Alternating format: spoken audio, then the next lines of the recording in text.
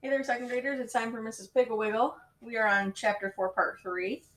And right now, Mrs. Thompson is putting labels and padlocks on everything that her son owns.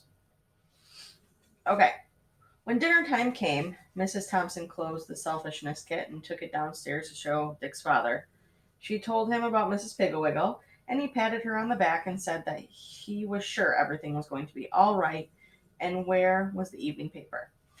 After dinner, they went upstairs to put some of the padlocks on, and were surprised to find that Dick himself had already put the locks on each of his bureau drawers, nightstand drawer, his toy box, his closet door, his bedroom door. He had also put stickers on the covers of all of his books, notebooks, coloring books, crayons, colored pencil boxes, and stamp album.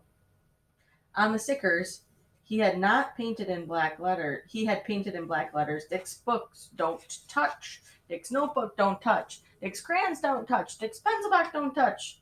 Dick's stamp collection don't touch. He was very proud and asked his father if he didn't think he printed well. His father said, "You should be able to print well. You have certainly practiced enough." And he looked disgustedly around the room at the stickers which were labeled on everything. Dick's brush don't touch. Dick's comb don't touch. Dick's window blind don't touch. He turned to Mrs. Thompson and said, "Perhaps we should wear stickers. Dick's mother don't touch. Dick's father don't touch. I'll bet he'll wear monogrammed underwear when he grows up." Mrs. Thompson said, "Oh, I hope not, Herbert." She said, "Come on." Dick said, "Come on, Mom and Dad. Let's mark the rest of my stuff." And so they worked until 8:30, marking Dick's bicycle, his baseball, his bat, his pitcher's glove, his catcher's glove, his toolbox, his roller skates, his lunchbox, his rubber boots, his raincoat, his soldier suit, his wagon, everything. And they even painted Dick's dog don't touch on Rover's collar.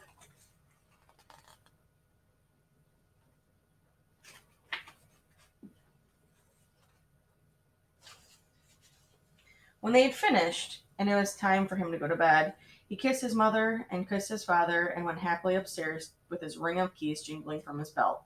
Mr. Thompson sank into his chair in the living room and said, "I trust that Mrs. Piggle-Wiggle knows what she is doing, because if this cure should not work, our son is going to be the most loathsome boy in the whole world." Mrs. Thompson said, "Oh, no, dear, not in the whole world." The next morning, they heard Dick clinking, snapping his padlocks long before they were up. He was a little late coming downstairs because it took him time to padlock all his drawers, his closet, and the door to his room.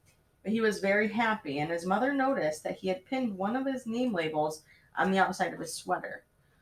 While eating his breakfast, marked Dick's breakfast don't touch, his mother marked his sandwiches Dick's sandwiches don't touch, and his apple Dick's apple don't touch, and his cookies Dick's cookies don't touch.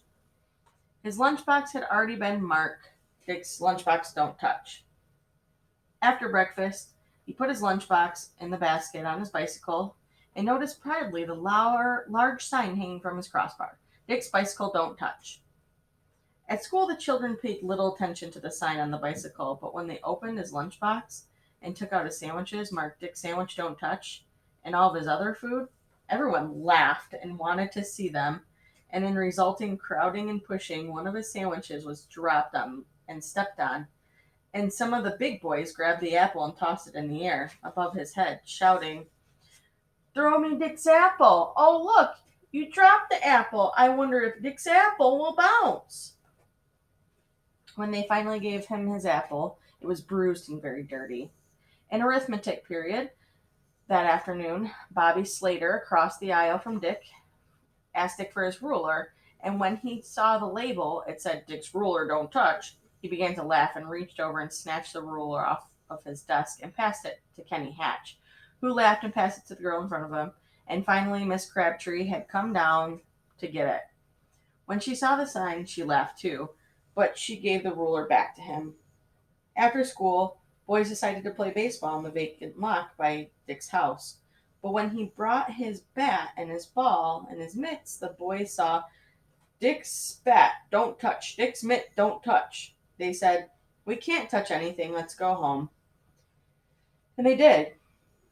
When he got home, he went upstairs to his room to play, but found that somewhere during the day he'd lost his keys to his closet and that he had locked the key to his toy chest. And he went down and sat on the front porch and listened to the shouts of the children playing Herbert in Herbert Prentice's yard. All right. I want you to make a prediction. What do you think is going to happen in the next section? See you next time.